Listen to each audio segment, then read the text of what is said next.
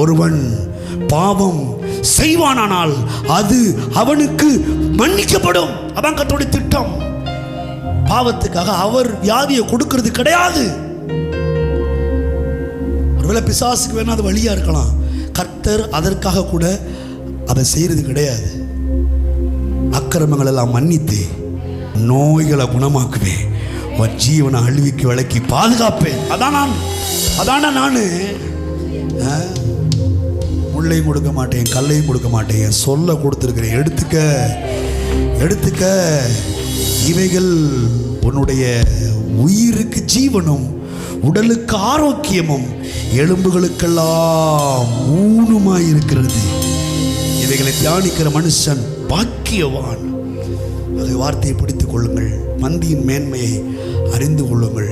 இந்த பந்தி எல்லாரும் கொடுக்கப்படுகிறது. எல்லாரும் வாங்கி புசியுங்கள்.